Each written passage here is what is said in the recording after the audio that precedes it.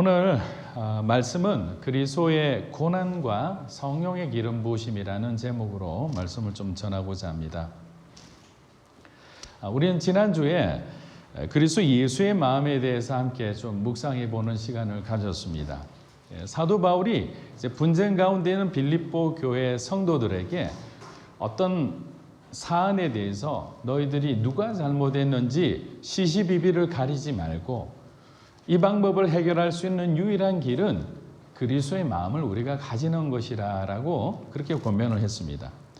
우리 주님 안에 있는 예수님의 그 온유한 마음과 우리의 겸손한 마음을 가지게 되면 서로가 하나가 될 수 있다고 말씀하신 거예요. 그런데 사실 그리스도 안에 있는 마음은 다른 사람들이 이해할 수도 없죠. 세상은 줄 수도 알 수도 없는 그런 마음이에요. 그럼 우리가 그 마음을 가지기 위해서는 어떻게 해야 되느냐? 우리 모두는 그리스도 안에 거해야 되잖아요. 근데 그 길은 참으로 힘든 길입니다. 우리가 인식은 하는데 그렇게 살기가 또 살아내기가 너무나 힘든 길인 거죠. 그래서 예수님이 우리에게 먼저 그 길을 보여주신 것 같아요. 어떤 것이 참으로 겸손인지 그 모습을 빌립보서 2장을 통해 보여주셨는데 우리 한번 읽어보겠습니다. 빌립보서 2장 6절입니다. 시작. 그는 근본 하나님의 본체시나 하나님과 동등됨을 취할 것으로 여기지 아니하시고. 자, 여기서 우리가 좀 기억을 해야 되는 게 하나님의 형상이라고 이 똑같은 말로 우리는 번역이 되어 있지만 헬라어로는 완전히 다른 두 단어가 있어요. 여러분 한번 따라해 보시면 좋을 것 같아요. 모르페, 그다음에 에이콘. 모르페와 에이콘을 우리가 정확하게 구분해서 이제는 사용을 해야 되거든요. 그럼 6절에 하나님의 본체라는 것은 모르페를 뜻하는 거예요. 이 모르페는 무슨 말이냐면 조금 어려운 표현이지만 제가 말씀을 드릴게요. 하나님의 내재적이고 본질적인 형태, 본성이에요. 그냥 하나님 그대로. 모르페는 보이지 않는 하나님이에요. 왜냐하면 하나님은 영으로 존재하시잖아요. 그런데 보이지 않으신 그 하나님이 우리에게 보이는 모습으로 나타난 것이 에이콘이에요. 그분이 누구시죠? 예수님이시잖아요. 그런데 어떤 비밀이 숨겨져 있냐면 본체 되시는 그 모르페 되신 하나님은 영광 그 자체예요. 변하지 않는 영광 그 자체인데 에이콘은 어떤 거냐면 비추어진 영광인 거예요. 여러분이 지금 이 조명을 보면 조명빛이 밝잖아요. 이 조명빛 자체는 모르페가 되는 거예요. 그럼 조명빛이 저에게 비추어졌잖아요. 이 비추어진 저의 모습이 에이콘이 되는 거예요. 그러면 모르페와 에이콘은 너무나 큰 차이가 있는 거예요. 그걸 예수님의 관점에서 보면 예수님이 얼마나 자신을 낮추셨는지를 아는 거예요. 그 영광을 포기하고 내려오셨다는 의미잖아요. 그냥 우리가 아무런 의미 없이 하나님의 형상을 닮아 하나님의 형상을 쫓아 이렇게만 이해하면 예수님이 어떻게 자기 자신을 비하하고 내려오셨는지를 우리는 전혀 이해할 수가 없는 거예요. 그런데 전혀 다른 단어가 사용된 거죠. 영광 그 자체이신 모르페 하나님이 저와 여러분을 구원하시기 위해서 그 모든 옷을 벗어버리고 누더기 같은 옷을 입고 아무도 주목하지 않고 인정해주지 않는 그런 가난한 고난받는 종의 모습으로 오신 게 바로 예수 그리스도라는 거예요. 우리 세상 사람들은 만약에 하나님의 사랑을 어떻게 느낄 수 있을까요? 저와 여러분의 모습을 통해서 사실은 알 수 있는 거예요. 아니면 방법이 없습니다. 그들은 주님을 스스로 찾아갈 수도 없고 또 주님이 우리의 구원자라는 것을 영적으로 깨달을 수가 없는 존재죠. 영적으로 죄를 짓는 동시에 우리는 완전히 불능 상태에 빠져있기 때문에 누군가가 복음을 전해줘야 들어야 주님에 대해서 인식할 수 있는 거예요. 근데 저와 여러분의 모습을 통해서 주님의 향기가 전해지는 거예요. 뭔가 다르다는 것이 보여지기 시작하는 거예요. 그러면 궁금해하는 거죠. 저 사람은 왜 저렇게 다를까? 많은 사람들이 절망하고 정말 마음 가운데 부정적으로 생각하고 비관하고 좌절하는데 왜 저 사람은 아무것도 없는데 왜 저렇게 당당할까? 왜 저렇게 평안할까? 왜 저렇게 근심과 걱정이 없이 살아갈까? 궁금해하면서 찾다 보면 그가 그리스도인이라는 것을 알게 되는 거예요. 우리 보통 컴퓨터나 여러분 스마트폰에 보면 어플리케이션들이 사실 많이 깔려 있잖아요. 근데 그 안에 그 어플리케이션 안에 들어가면 엄청난 내용들이 있는데 그 들어가는 입구는 아주 작은 아이콘 하나로 만들어져 있잖아요. 그죠? 마찬가지죠. 이 아이콘이라는 단어에서 아이콘이 나온 거예요. 우리는 누구나 우리를 통해서 주님을 알 수 있는 복음의 아이콘이 되어야 된 거예요. 영광인 대신 주님을 반사하는 삶을 살아가는 거예요. 마태복음 5장 16절을 한번 읽어볼게요. 시작. 이같이 너희 빛이 사람 앞에 비치게 하여 그들로 너희 착한 행실을 보고 하늘에 계신 너희 아버지께 영광을 돌리게 하라. 자, 그러면 이 말씀 그대로 한번 보면서 여기서 아이콘의 역할을 하는 것이 무엇인지 한번 찾아보세요. 어떤 거죠?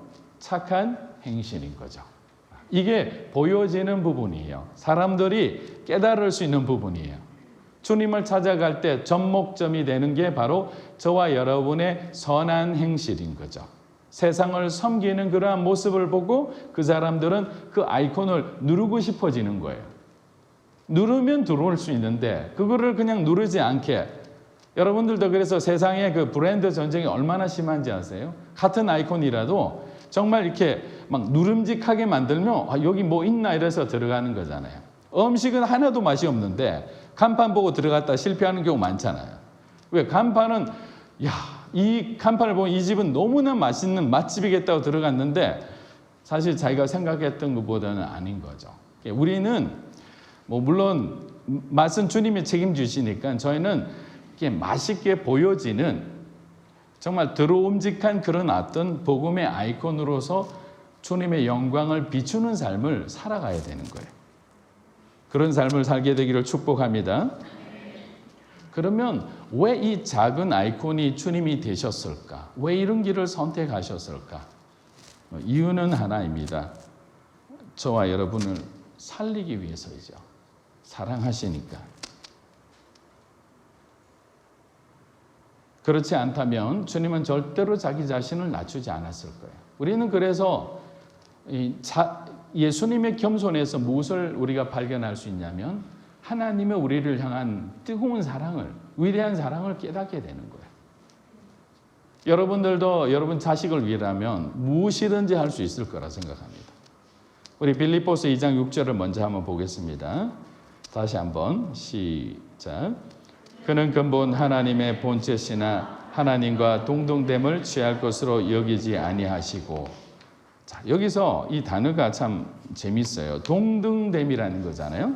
이 동등됨이라는 단어는 뜻이 세 가지 뜻이 있어요. 무게가 같다, 권위가 같다, 위치가 같다. 이 말은 예수님은 하나님과 무게도 같으시고 권위도 같으시고 위치도 같으신 분이다. 완벽하게 동일하신 하나님이라는 거예요. 그런데 하나님께서 파격적인 강등 인사 명령을 내리셨잖아요. 영광의 자리에 계신 분을 종의 자리로 낮추신 거죠.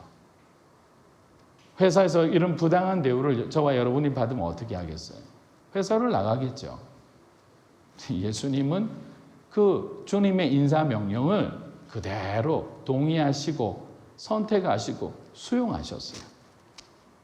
앞서 말씀드린 저와 여러분을 살릴 수 있는 길이 이 길밖에 없다고 생각하셨기 때문이에요.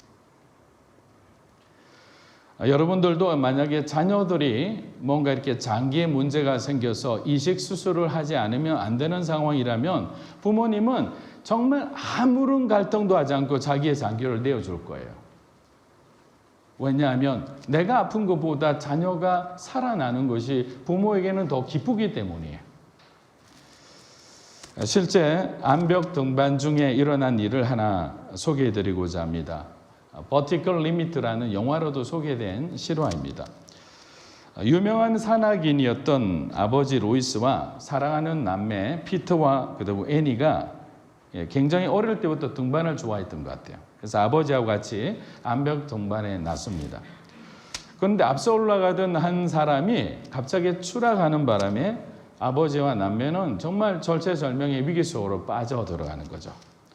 암벽에 박아놓은 그 자일, 고정못이 이제 그 못에 딸과 아들과 아버지가 이렇게 순서대로 매달려 있는 그런 상황이 된 거예요. 근데 시간이 지나면서 자일이 풀어지려고 하는 거죠. 이게 끊어지면 세 사람 다 추락해서 죽게 되는 거예요. 그때 아버지가 아들을 향해 외치는 거예요. 줄을 끊어야 너희 둘이라도 살 수 있다는 거예요. 왜냐하면 그 자일 하나로는 구조대가 올 때까지 버티기가 힘들기 때문입니다. 딸은 울부짖고 안 된다고 그러고 아들은 중간에서 갈등을 합니다. 아버지는 아들에게 다시 한번 냉정하게 얘기합니다. 줄을 끊으라고. 아버지의 다그치는 소리에 자신도 모르게 칼로 아버지와 연결된 줄을 끊었습니다. 아버지는 수십 미터 아래로 추락해서 그대로 사망합니다. 아들과 딸은 다행히 극적으로 구조되어 살았습니다. 자, 여러분 한번 여러분이 만약에 그 아버지 입장에서 우리가 있었을 때 여러분의 자녀가 매달려 있다면 우리는 어떻게 하겠습니까? 부모의 사랑도 자기 자식을 위해서는 이렇게 헌신적으로 내어놓을 수 있는 거예요. 왜 줄을 끊을 수 있습니까? 사랑인 거예요. 하나님도 바로 그런 사랑 때문에 아들을 끊어낸 거예요. 하늘에서 끊어서 땅으로 떨어뜨린 거잖아요. 가장 낮은 곳으로, 가장 힘든 곳으로, 가장 모욕적인 곳으로, 수치와 고난이 있는 곳으로 하나님은 사랑하는 아들을 우리를 향해 보내주신 거잖아요. 이는 굉장히 힘든 거라고 생각해요. 저와 여러분에게도 주님의 사랑이 사실 느껴지고 받아들여진다면 우리는 지금보다는 더 건강한 삶을 살게 되리라 생각해요. 우리의 선택은 우리 자신을 중심으로 한 선택이 아닐 거라고 생각을 합니다. 우리 빌립보서 2장 9절에서 10절 우리 한번 읽어보겠습니다. 빌립보서 2장 9절에서 10절 시작. 이러므로 하나님이 그를 지극히 높여 모든 이름 위에 뛰어난 이름을 주사 하늘에 있는 자들과 땅에 있는 자들과 땅 아래에 있는 자들로 모든 무릎을 예수의 이름에 꿇게 하시고. 자, 이제 반전이 일어나는 거예요. 자, 2장 8절까지는 우리가 보통 예수님의 자기 비하 겸손 이렇게 표현을 합니다. 근데 9절부터 11절은 예수님의 승귀, 높아지심에 대한 얘기를 해요. 근데 항상 우리가 여기서 주목해야 될 부분이 뭐냐면 스스로 높아진 게 아니에요. 누가 높여주셨죠? 하나님이 높여주셨어요. 스스로 예수님이 낮은 자리를 취했을 때 하나님이 때가 되자 주님을 높여주시는 거예요. 저와 여러분도 마찬가지라고 생각합니다. 낮아짐의 자리는 은혜의 자리이지만 그것을 받아들이고 그것과 함께 그렇게 살아가는 삶은 정말 만만치 않은 삶이라고 생각합니다. 그런데 어떻게 높여주셨느냐? 모든 이름 위에 뛰어난 이름을 주셨다. 자, 이 말은 쉽게 얘기하면 예수님이 넘버원이 됐다는 거예요. 최고가 됐다는 거예요. 근데 예수님은 하나님이시니까 당연히 넘버원이 되고 1등이 돼도 아무런 관계가 없습니다. 근데 우리가 이런 말씀을 읽을 때 해석하고 적용을 잘못하면 어떻게 되느냐면 그리스도인들은 항상 1등이 되어야 된다는 그런 착각 속에 살아갈 수가 있어요. 그래서 우리 자녀들에게나 또 여러분 자신도 너무 경쟁적으로 몰아가는 경우가 많습니다. 2등, 3등 하면 마치 인생의 패배자처럼 생각하는 경우가 있어요. 하나님이 너에게 지혜를 주셨고 능력을 주셨는데 왜 너는 항상 우등반에 들어가지 못하고 왜 뒤에는 생략하겠습니다. 항상 그렇게 그런 얘기를 우리도 자신도 모르게 하게 되는 거예요. 이 넘버원은 하나님이 원하는 가치가 아니에요. 그래서 그런 경쟁적인 마음에 있는 사람은 스스로 뭔가 뭘 이렇게 이루어 보겠다 하다가 너무나 많이 좌절합니다. 그런데 솔직히 한번 여쭤보고 싶어요. 여러분 자신에게도 이렇게 한번 질문해 보세요. 왜 우리가 1등이 되고 싶어 합니까? 여러분은 왜 연주면 연주, 여러분 요리면 요리, 뭐 어떤 누구에게 보여지는 것뿐만 아니라 어떤 부분에도 내가 최고가 되고 싶어하는 그 원인이 있을 거 아니에요. 자랑할 수 있어서 좋습니까? 다른 사람보다 내가 잘한다는 것을 증명할 수 있어서 좋습니까? 사람에게 주목받아서 좋습니까? 공부 잘해서 좋은 회사 들어가고 돈을 많이 벌 수 있어서 좋습니까? 그런데 제가 읽은 말 중에 가장 정말 제 개인적으로 어떤 큰 영향을 준 표현 중에 하나가 하나님과 관계없는 잘됨은 우리에게 복이 아니라 화가 될 수 있다는 말이었어요. 십자가 없는 설교 없이 부흥한 교회가 위험한 교회라는 것과 마찬가지예요. 고난 없는 영광 위험한 거죠. 그 과정에 어렵고 힘든 시간을 통과하면서 우리는 우리 자신을 다시 한번 겸손하게 돌아보게 되는 거예요. 마태복음 6장 31절에서 33절 우리 한번 읽어보겠습니다. 시작. 그러므로 염려하여 이르기를 무엇을 먹을까 무엇을 마실까 무엇을 입을까 하지 마라. 이는 다 이방인들이 구하는 것이라. 너희 하늘 아버지께서 이 모든 것이 너에게 있어야 할 줄을 아시느니라. 그런즉 너희는 먼저 그의 나라와 그의 의를 구하라. 그리하면 이 모든 것을 너희에게 더하시리라. 자, 우리 31절 보면 저와 여러분의 필요가 이게 등장하는 거예요. 먹고 마시고 입는 것. 근데 이 필요가 또 먹을 때는 어떤 걸 먹어야 되냐면요. 제일 맛있는 걸 먹어야 돼요. 마시는 것도 제일 좋은 것을 마셔야 되고요. 입는 것도 다른 사람이 부러워할 만한 제일 좋은 것, 제일 멋있는 것을 입어야 우리의 성에 차는 거죠. 근데 예수님은 필요를 구하는 것을 얘기하는 게 아니에요. 뭐를 얘기하느냐면 하나님이 공급해 주시는 데 대해서 감사와 만족이 없는 부분에 대해서는 이렇게 정의하는 거예요. 32절에 뭐라고 했죠? 이는 누가 구한다고요? 이방인들이 구하는 거예요. 우리는 늘 언제나 광야의 삶을 통해서 하나님이 채워주시는 그 은혜를 경험한 거예요. 정말 도저히 이 문제는 내 스스로 풀어갈 수 없는 문제라고 생각했는데 어느 날 보니 그 문제가 풀려 있어요. 하나님이 사람을 보내주신 거죠. 지혜를 주신 거죠. 갑자기 어느 환경이 갑자기 법과 제도가 바뀔 때도 있는 거예요. 놀라운 거죠.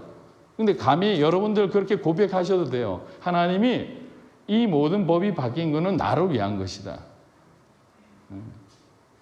하나님 그렇게도 움직이실 수 있는 거잖아요. 이방인들이 구하는 것은 만족이 없고 감사가 없는 것들이에요. 아무리 좋은 것이라도 그 감사와 만족이 없으면 계속적으로 우리 안에는 불만이 쌓이게 되는 거예요. 자기 자신을 바라보는 거죠. 탐욕이 들어가면 망하게 되어 있습니다. 그리고 33절 말씀을 보니까 하나님이 뭐라고 했냐면 이 모든 것을 더하신다 그랬잖아요. 근데 여기에 또 비밀이 하나 있어요. 이 모든 것을 더하신다는 표현은 미래형이잖아요. 그럼 이 모든 것이라는 것은 완전한 채워짐이에요. 하나님의 계획으로 볼 때는 이 완전한 체험이 저와 여러분의 미래에 하나님의 계획 속에 들어있다는 거예요. 그러면 왜 불안해합니까? 그것을 우리가 믿는다면. 근데 왜 이것이 느껴지지 않느냐면 하나님의 나라와 의를 구하지 않았기 때문이에요. 여전히 우리는 우리 자신이 원하는 욕망에 따라 요구하고 있는 거죠.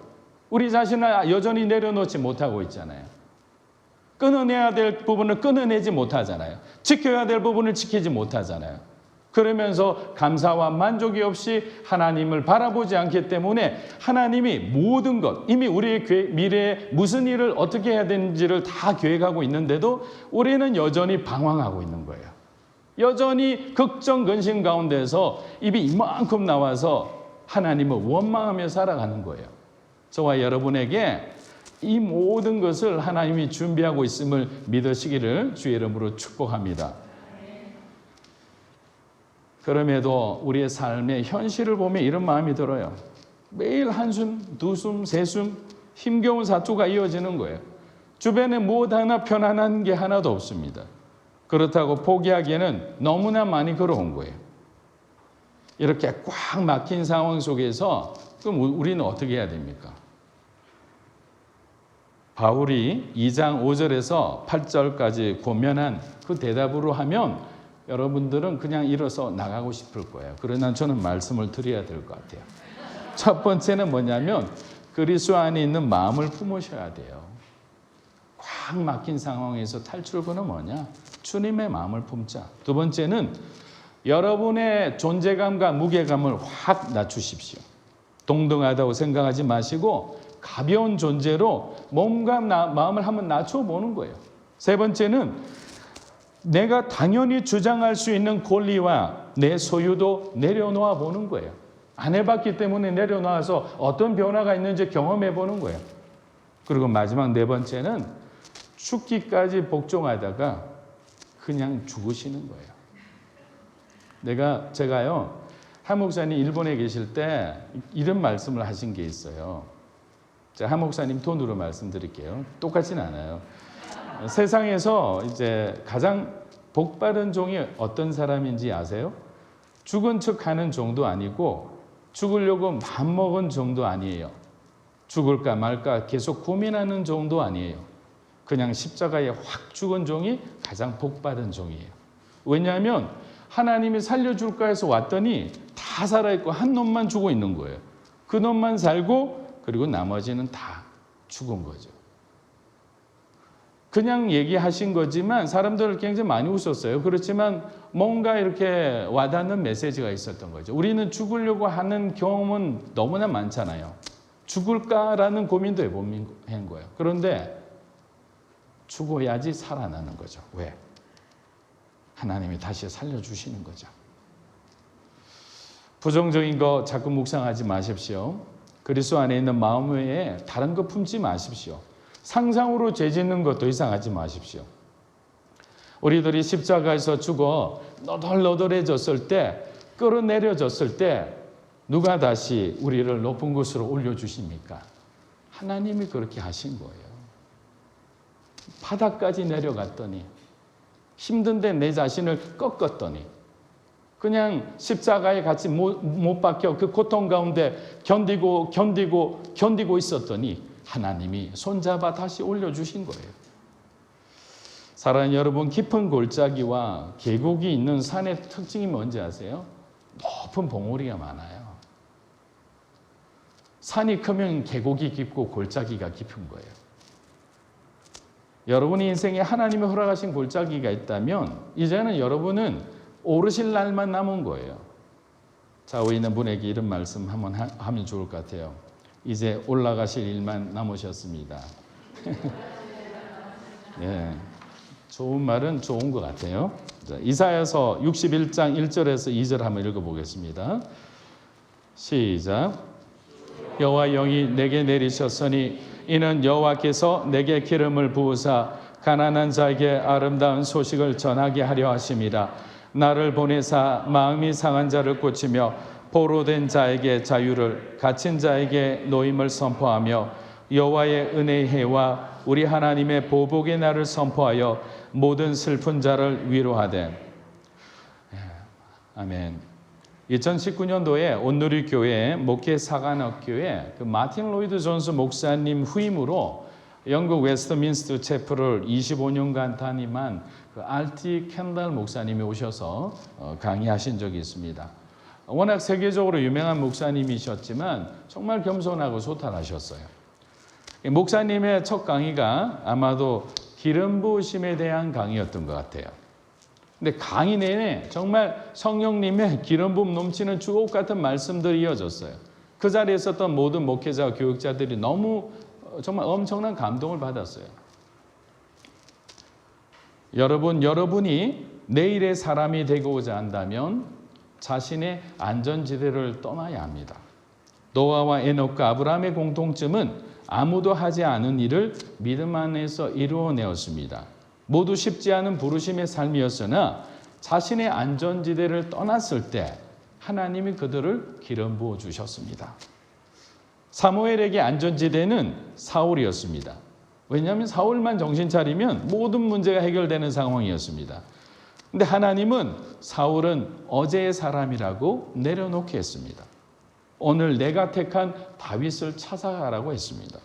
다윗이 바로 하나님이 준비하신 내일의 사람이었기 때문입니다. 이런 말씀들을 계속 선포해 주니까 그냥 빨려 들어가는 것 같았어요.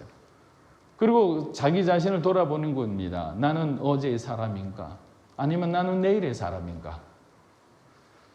하나님의 뜻을 어긴 사람, 그 과거의 사람은 사울은 하나님 앞에 버려졌지만 자기 자신의 그 안전지대를 떠나서 하나님이 주시는 그 비전의 땅으로 들어갈 때 하나님은 저와 여러분에게 내일을 맡겨주시는 거예요.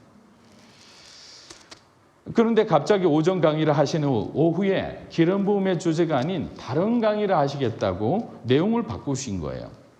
주제가 뭐냐면 오전에는 고난과 기름 부음이었는데 바뀐 강의의 제목은 용서와 기름 부음이었어요. 성령의 기름 부으심은 하나님의 영광을 드러내는 것인데 그 하나님의 영광을 드러내는 저와 여러분, 이 사람이 막혀 있다면 하나님의 기름 부음은 역사하지 못한다는 거예요. 전달되지 못한다는 거예요. 우리는 잘 압니다. 고난은 기름 부음과 함께 갑니다. 그래서 하나님께서는 고난을 통해 우리들의 기름 부음의 그 강도와 깊이를 더해 가는 것 같아요. 고난이란 매개체를 통해서 저와 여러분의 어떤 그 기름 부음을 막 조절하시는 것 같아요. 왜냐하면 고난이 왔을 때 참으로 힘들잖아요. 고난의 가장 장점은 뭐냐면 우리의 무릎을 하나님 앞에 꿇게 하는 거예요. 주님을 바라보게 하는 거죠. 주님을 의지하게 하는 거죠. 주님을 바라보고 주님을 의지하니까 하나님께서 우리에게 필요한 것들을 채워주시는 거잖아요. 그 기름 부음이 저와 여러분에게 채워졌을 때는 이전에는 우리가 품을 수 없었던 어떤 사람들, 우리가 할 수 없다고 생각했던 그 일들을 할 수 있는 기름 부음이 있는 사람이 되는 거예요. 이게 순서가 뭐냐면 기름 부음이 우리가 충만해서야 누군가를 품고 누군가와 일을 하고 그리고 하나님이 우리에게 불가능한 일이라고 생각했던 걸 할 수 있다 이게 아니고 용서라는 과정이 없다 하면 우리가 기름 부음을 받을 수가 없는 거예요. 그래서 이것을 갑자기 바꾸신 거예요. 목회자들한테 너무 죄송하다고. 여러분에게 아무리 제가 기름 부음에 대한 설교를 해도 여러분이 누군가하고 살아가면서 살아오면서 하나님하고의 어떤 막힘이 있다면 누군가의 사람하고 막힘이 있다면 이 막힘 때문에 하나님은 여러분을 기름 부어 사용할 수 없습니다. 그래서 목회자들에게 용서를 결단하게 합니다. 처음에 기름 부음 받기를 원하는 분 손 한번 들어보세요 그랬어요. 여러분 한번 께도 여쭤보겠습니다. 여러분 정말 성령의 기름 부음을 받기를 원하십니까? 그럼 손 한번 들어보십시오. 예. 그런데 그 말을 더했어요. 기름 부음은 기름 부음의 강도에 따라 고난의 강도도 더 깊어질 겁니다. 그래도 기름 부음 받기를 원하시면 손 들어보세요. 멈칫하는 거죠. 그리고 다 일어서게 해서 목회자이지만 목회자로서 용서하지 못한 사람이 있다는 것은 말이 안 될 겁니다. 자기 부정과도 같습니다. 그러나 있다고 하면 여러분 용기를 내서 이 시간 하나님 앞에 그 사람들을 용서하십시오. 목회에 기름 부음 없이 한다는 것은 이거 무기 없이 그냥 전쟁터 가는 거와 똑같은 거잖아요. 여러분 위해서 목회자들 기도했는데 아무런 역사만 없고 제가 아무리 힘주고 여러분 머리를 이렇게 한들 아프기만 하잖아요. 그런데 기름 부음이 있다면 성령께서 저와 여러분을 저를 통해서 여러분에게 하나님 주시고자 하는 위로의 말씀을 주시잖아요. 병든 곳이 나을 수 있는 거잖아요. 그 가로막는 걸 놓고 목회자인 사람들도 일어나는데 그렇게 힘드는 거예요. 그러니까 먼저 목사님이 얘기하는 거예요. 25년간 모든 사람들이 보기에는 웨스트민스터 목회는 자랑할 만한 거예요. 마틴 로이드 존스 목사님이 목회한 곳이잖아요. 그분이 목회한 곳에 후임으로 갔잖아요. 그것도 미국 액센트 영어를 쓰는 분이.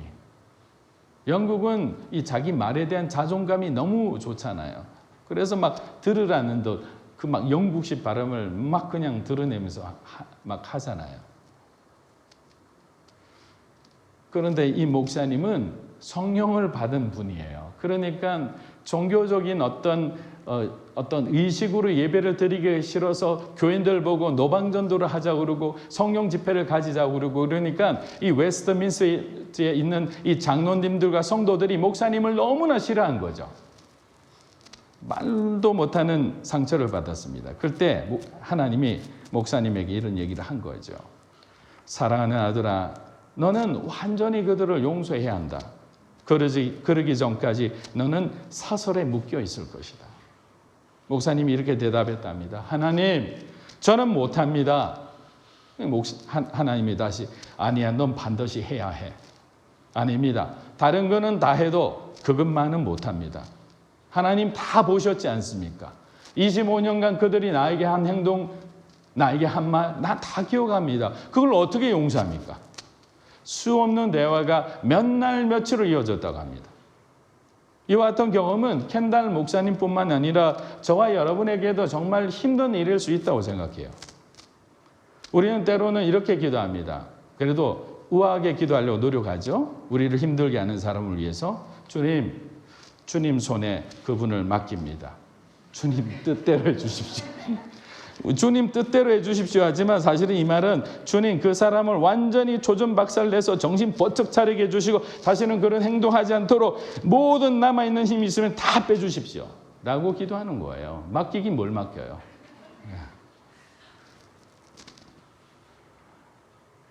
그런데 주님은 그럴 마음이 없으신 것 같아요. 그 사람에게 관심이 있는 게 아니라 내게 관심이 있는 거죠. 내가 기름 부음 받기를 원하는 거죠. 내가 축복의 삶을 살기를 원하는 거죠. 그 사람한테는 또 나에게는 관심이 없어요. 그 사람이 복을 받기를 원하는 거예요. 그 사람이 잘 되기를 원하는 거죠. 그 사람이 자유하기를 원하는 거예요. 그래서 원망과 마음, 이 상처, 기름 부음의 통로가 되지 못하는 그 부분을 하나님은 뚫어주시기를 원하는 거예요. 그런데 우리는 버티고 있는 거잖아요. 내가 버티고 있어서 여러분의 자녀에게 흘러가야 될 그 복이 흘러가지 않는다고 생각하면 버티컬 리미스에 나오는 그 아버지는 자녀를 살리기 위해서 끊어냈는데 내가 방해가 되면 안 되잖아요. 그런 생각을 하면 뭐 섬찟섬찟해요. 잘못을 눈 감아주라는 것도 아닙니다. 카펫 밑에 먼지 이렇게 청소하라고 했더니 예전에 저희 자녀 중 누구라고 말씀은 안 드리겠습니다. 그러나 보이는 걸 청소를 해야 되는데 저도 이렇게 그 부분 항상 지적을 받지만 카페트나 보이지 않는데 넣으면 그게 청소예요. 눈에 안 보이면 깨끗한 거예요. 우리의 죄도 감춘다고 죄가 없어지는 게 아니잖아요. 아픈데도 아프지 않은 척하는 거 그거 아픈 거예요. 그냥 지금 아프지 않다고 내가 하는 거예요. 사랑하는 여러분, 우리가 묶여있는 것 하나님 원하지 않으세요? 저와 여러분이 정말 성령이 주신 그 기름 부음으로 하나님께서 앞으로 새롭게 내일의 사람이 되기 위해서는 그 묶음을 다 풀어가시기를 주의 이름으로 축복합니다. 그런 내일을 살아가는 저와 여러분이 되기를 주의 이름으로 축원합니다. 우리 기도하며 나아갔으면 합니다.